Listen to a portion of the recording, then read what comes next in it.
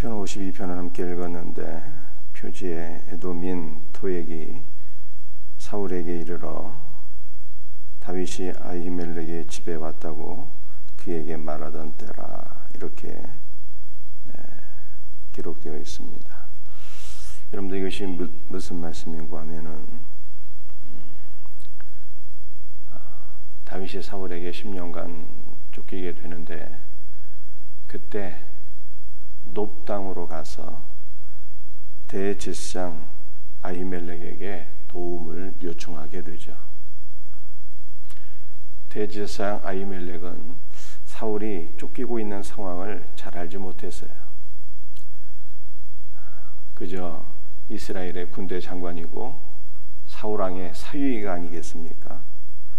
나라의 2인자였기 때문에 마땅히 다윗을 돕는 것이 옳은 일이라고 이렇게 판단하는 것입니다.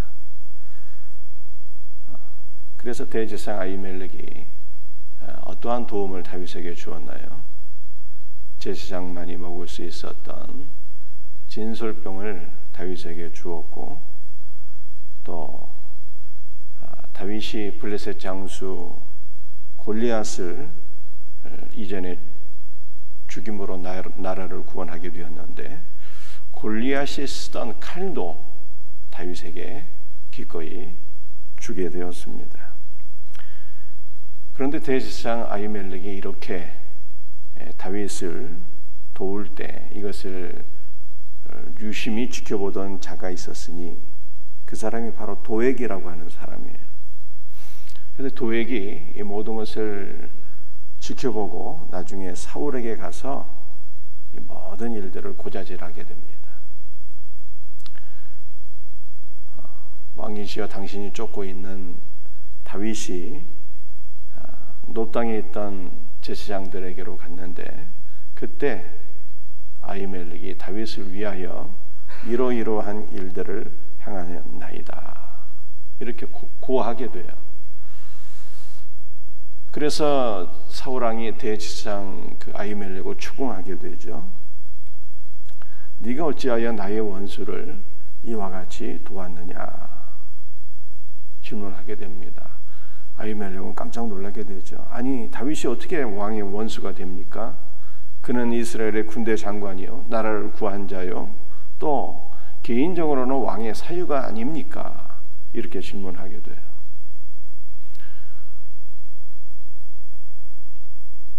그러나 사울은 아히멜렉이 순수한 마음으로 다윗을 도왔지만 이 모든 것을 반역죄로 간주하고 신하들에게 명을 내리게 되죠. 놉 땅에 있는 제사장들을 죽이라고 명령하게 됩니다. 그런데 사울의 신하 가운데 한 명도 그 말을 순종하지를 못해요. 어찌 하나님의 제사장을 죽일 수가 있는가, 다 두려워하게 됩니다. 그때 놉 땅에 있던 아히멜렉을 비롯한 이 제사장 85명을 다 죽인 자가 있었으니 그 사람이 누굽니까? 그 사람이 바로 오늘 본문에 나타난 그 도액이라고 한 자예요. 다윗이 도움을 받던 모든 일들을 고자질한 자, 그 도액이 놉 땅에 있던 하나님의 제사장들 85명을 다 죽이게 돼요.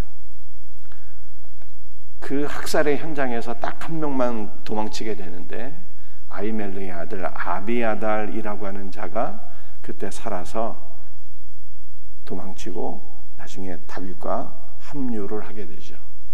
이것을 배경으로 해서 기록된 말씀이 시편 52편 말씀이에요. 자, 그런데 이 도액이 말씀이죠. 아히멜렉이 다윗을 도왔던 모든 일들을 사울에게 고하면서 어떠한 마음과 계획으로 고했을까요? 오늘 1절이 이렇게 말씀하고 있습니다. 포악한 자여, 내가 어찌하여 악한 계획을 스스로 자랑하는가 라고 말씀하고 있습니다. 여러분들, 이 도액이 다윗이 도움받았던 모든 일들을 사울에게 고하게 되는데, 그것을 객관적으로 고했을까요? 그렇지 않았습니다. 이것을 찬스로 삼아서, 기회로 삼아서 자신의 출세를 위한 그 야망을 달성하기 위한 찬스로 이용했다는 거예요. 여러분, 이 당시 사울은요, 정상적인 사고가 불가능했습니다. 정상적인 사고가 가능했다면 다윗을 죽이려고 하지 않았겠죠. 완전히 미친 상태에 있었어요. 그래서 이 사울의 이렇게 미친 마음, 타락한 마음, 분노의 마음을 이용해서, 내가 이 다윗에 관한 정보를 사울에게 줌으로 말미암아 사울의 그 마음을 내가 사로잡고 사울의 마음을 내가 채워주어서 이것을 찬스로 해서 내가 도약해야 되겠다, 성공해야 되겠다, 이렇게 생각한 것입니다. 약한 마음을 갖고 있었죠. 도액이 무엇을 알고 있었을까요? 도액이 모든 것을 사실은 다 알고 있었어요. 다윗이 죽을 만한 일을 짓지 않았던 모든 것들, 노브 땅에 있던 제사장들이 순수한 마음으로 이 모든 것들을 행했던 일들, 도액은 다 알고 있었어요, 사실은. 그럼에도 불구하고 선한 자들이 선하게 행한 모든 일들을 이용해서 자신의 야망을 채우고자 했다는 것입니다. 그러므로 이것이 하나님 보기에 얼마나 악한 일이었겠어요. 정말 다윗이 사울의 원수였다면, 나라의 반역자였다면 그를 고발하는 것이 당연한 일이었겠죠. 노브 땅에 있던 아히멜렉과 제사장들이 정말로 악한 마음으로 반역자를 돕고 같이 반역을 도모한 상황이었다면 이 모든 정황을 사울에게 구하는 것이 마땅한 일이었겠죠. 그러나 도액은 다 알았다는 거예요. 다윗이 얼마나 선한 사람이었는지, 노브 땅에 있던 제사장들이 선한 마음으로 이 모든 것들을 하나님을 위하여, 나라를 위하여 행했다라고 하는 것들을 다 알고 있었어요. 그럼에도 불구하고 이 모든 것들을 미친 사울에게 정보를 제공해서 그의 빈 마음을 채워주었고, 그러므로 이것을 찬스로 해서 자기의 야망을 달성했다는 거예요. 이것이 바로 악한 계획이었다는 것입니다. 그리고 도액은 버젓이 자신의 이러한 악한 계획을 마치 지혜로운 계획인 양 스스로 자랑스럽게 생각했다는 것입니다. 얼마나 악한 사람인가요? 여러분들, 이 도액에 대해서 4절에서는 이렇게 말씀하고 있습니다. 간사한 혀여, 너는 남을 해치는 모든 말을 좋아하는도다. 그가 새 지혀로서 하나님의 제사장 85명을 다 죽이게 되잖아요. 그런데 이것이 우연한 일이 아니었고 그에게 이러한 악하고 간사한 말로서 남을 중상모략하고 남을 해치는 그러한 죄악의 경향성이 도액 안에 늘 있었다는 거예요. 여러분, 이것이 더 큰 문제이겠죠. 도액의 삶이 늘 이러했다는 것입니다. 간사하고 악한 말로 중상모략하고 남을 비방하고 저주하고 죽이고자 하는 이러한 모든 것이 죄의 경향성으로 그의 삶에 늘 있어 왔다는 거예요.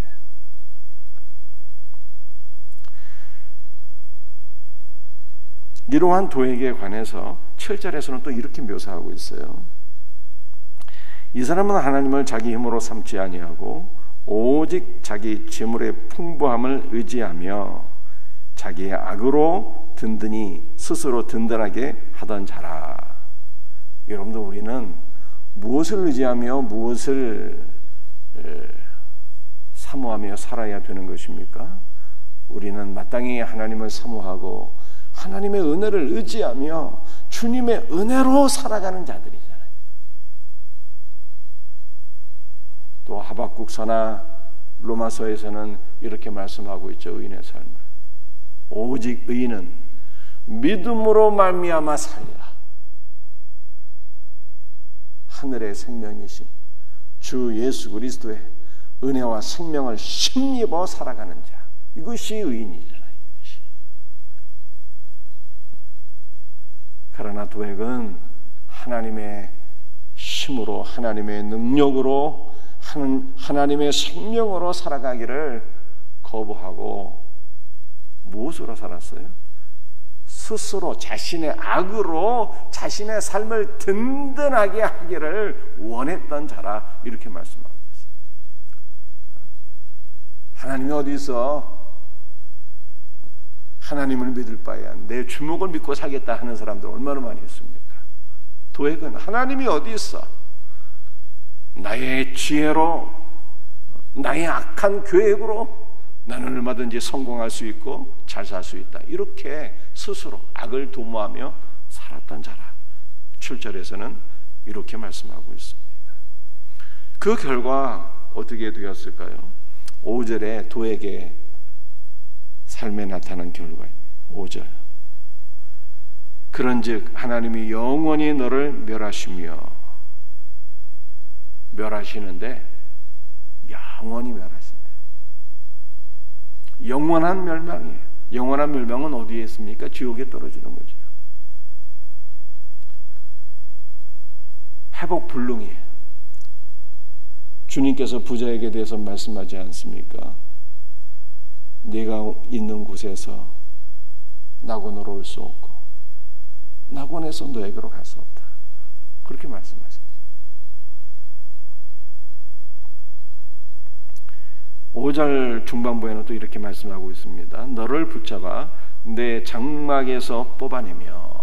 장막, 여러분들이 장막은 텐트라고 하는 것인데요, 도액이 살고 있던 집을 가리키기도 할 수 있지만, 이 장막이라고 하는 단어는 오헬이라고 하는 단어인데 성막을 뜻하기도 해요. 성막, 하나님을 인정하지 않고 살던 자들, 하나님의 종들을 85명 죽인 자들, 자기 지혜를 의지하며 살았던 도액, 악한 말로서 중상모략하고 남을 해치던 죄악의 경향성을 갖고 있었던 이 도액을 하나님께서 하나님의 성막에서 뽑아버리시겠다 라고 말씀하십니다.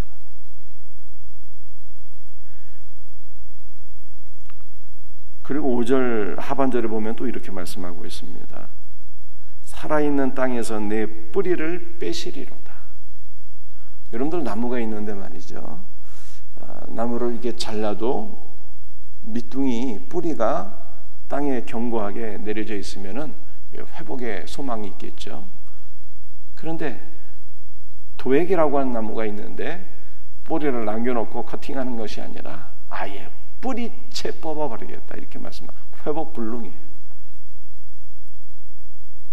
영원한 멸망, 5절 상반절에 있었던 그 영원한 멸망을 하반절에 다시 강조하고 있는 거예요. 그런데 이 땅은 어떤 땅입니까? 살아있는 땅이래요. 생명의 땅입니다. 생명의 땅. 여러분들 성경에서 땅이라고 하는 거, 땅이라고 하는 거, 가나안 땅, 주 예수 그리스도의 풍성한 생명과 풍성한 은혜를 가리키는 것이죠. 5절 하반절에도 그냥 땅이 아니라 생명의 땅이에요. 주 예수의 그 풍성한 은혜와 생명을 누리는 그 복된 땅에서 예수 그리스도를 가리키는 거예요. 완전히 뽑아버리겠다는 거예요. 영원한 저주입니다. 영원한 저주. 여러분들 오늘 도액에 관한 이 말씀을 우리가 거꾸로 이렇게 생각해 보게 되면 어떤 사람이 복이 있는 자입니까? 어떤 사람이 복이 있는 자일까요? 악한 계획을 도모하며 간사한 말로서 남을 중상모략하고 해치는 사람이 아니라 우리는 주 예수의 복음을 증거하는 자가 되어야 되는 거죠. 예수 그리스도의 복음은 여러분들 사람을 살리는 생명의 말씀이잖아요. 주 예수 그리스도께서 생명 그 자체이시고 생명 자체이신 예수 그리스도를 증거하는 그 말에 주님의 은혜가 있고 생명이 있어서 이 생명의 말씀이 생명을 살리는 거예요. 생명의 말씀으로 영혼을 구원하는 자가 되어야 돼요. 이 사람이 복이 있는 자예요. 그 복이 있는 자에게 주님께서 영원한 은혜와 복을 더하시는 거예요. 주님의 생명을 더하시는 것입니다. 사랑하는 성도들이여, 주님을 나의 힘으로 삼고 주님을 나의 힘으로 삼고 주 예수의 은혜와 생명을 힘입어서 예수 그리스도의 복된 생명의 말씀을 증거하는 생명의 사역자들이 되시기를 바랍니다. 이러한 자들을 통해서 넘치는 은혜가 더해질 줄로 믿습니다. 마지막 8절에 이렇게 말씀하고 있어요. 그러나 나는 하나님의 집에 있는 푸른 감람나무 같으며 하나님의 인자하심을 영원히 의지하리로다. 도액은 성막에서 살아있는 땅에서 뽑히게 되는데 다윗은 어디에 거한다고요? 하나님의 집에 거한다는 거예요. 사랑하는 성도들이요, 저와 여러분은 하나님의 집에, 하나님의 집이 교회요, 교회가 주 예수 그리스도예요. 하나님의 집에 영원히 거하며 하나님의 집에서 하나님의 은혜와 힘을 공급받으며 그 은혜와 힘으로 말미암아 푸른 감람나무와 같이 날 열매 맺는 자들이 되시기를 바랍니다. 여러분들, 감람나무는요 정말 복된 나무예요.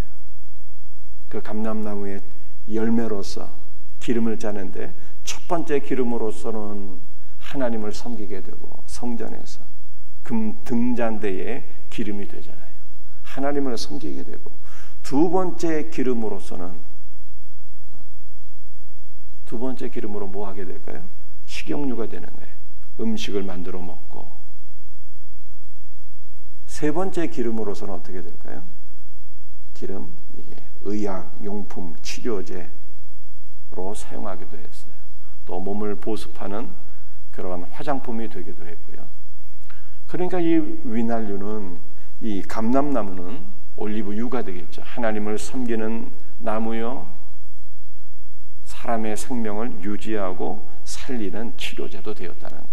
여러분들, 우리는 하나님의 성전에 심기운 올리브나무로서 우리가 복된 열매를 늘 맺어서 하나님을 섬기고 이웃을 살리는 그러한 복된 감람나무, 복된 올리브나무 다 되시기를 주 예수의 이름으로 축복합니다. 기도하시겠어요? 주 예수님, 감사합니다. 우리 사랑하는 성도들에게 은혜를 베풀어 주옵소서. 도액처럼 간사한 말로서, 악한 계획으로서 남을 해치는 죄악의 경향성이 있는 자들 한 명도 없게 하시고, 우리 안에 다 죄악의 경향성들이 있으나 예수 그리스도의 십자가에 다 못 박히고 처리가 된 줄로 믿습니다.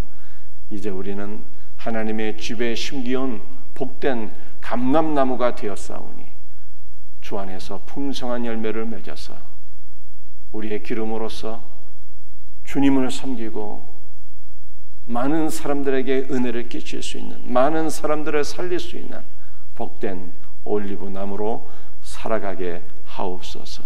생명의 주님이시여, 오늘도 주 예수의 은혜와 생명을 우리에게 넘치도록 부어주셔서 생명의 말씀을 증거하는 생명의 사역자들이 되게 하시고, 죽어가는 많은 영혼들을 주님 앞으로 인도하는 생명의 역사가 생명샘 교회를 통해서 왕성하게 열매 맺게 하옵소서. 주 예수의 이름으로 감사하며 기도드립니다. 아멘.